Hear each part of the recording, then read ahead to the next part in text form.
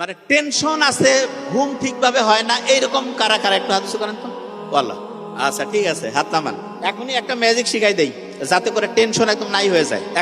এখনই শিখবো এবং এখনই কাজ হবে, দেখবেন। টেনশন হওয়ার কারণ কি জানেন? মাথার মধ্যে ঝড় চলতেছে, ঝড়। এই ঝড়টাকে হচ্ছে যে এখনই ঠান্ডা করতে হবে। জল উচ্ছ্বাস চলতেছে মাথার মধ্যে, খুব সহজ বুদ্ধি আল্লাহ নিজের প্রত্যেকের হাতে দিয়েছে। আচ্ছা, এখানে শ্বাস প্রশ্বাস চলতেছে না এরকম কেউ আছেন যে শ্বাস প্রশ্বাস নিতে পারতেছে না এরকম কেউ? কয়েকজন হাত উঠেছে।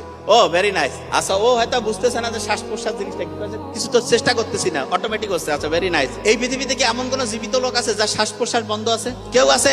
নোবডি। এইবার একটা কাজ করবো আমরা, সেটা কি? শ্বাস প্রশ্বাসের সাথে আমাদের একটা নার্ভের সম্পর্ক আছে, যে নার্ভটার নাম হচ্ছে ফ্রেনিক নার্ভ। এই নার্ভটা কি করে জানেন? এই নার্ভটা যদি ঠান্ডা হয়, শান্ত হয়, সে তার পরেরটাকে, ওইটা তার পরেরটাকে, ওইটা তার পরেরটাকে, এরকম করে লক্ষ লক্ষ কোটি কোটি নার্ভ মুহূর্তের মধ্যে শান্ত হয়ে যায়। তাইলে ভাই ওই নার্ভকে কিভাবে শান্ত করব? একটা বুদ্ধি আছে, সেটা কি? বুক ভরে শ্বাস নিতে হবে। এখন আমি নেন তো, আমরা যখন এই যে বুক ভরে শ্বাস নিচ্ছি এবং ছাড়তেছি না, তখন আমাদের শরীরের যে কোষগুলো আছে, এই কোষগুলো প্রায় 5000 ml পর্যন্ত হচ্ছে অক্সিজেন পায়।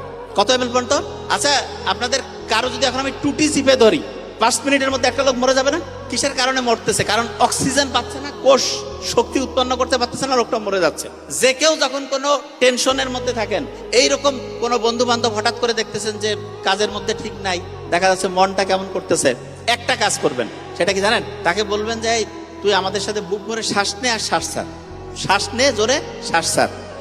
আপনার ঘুমের সমস্যা, আপনার মনের মধ্যে টেনশন, অ্যাংজাইটি, মন ভালো লাগতেছে না, যে কোনো সমস্যার একমাত্র সমাধান হচ্ছে ওই সময় বুক ভরে শ্বাস নিবে, শ্বাস ছাড়বে। তার মানে আপনার যত সমস্যা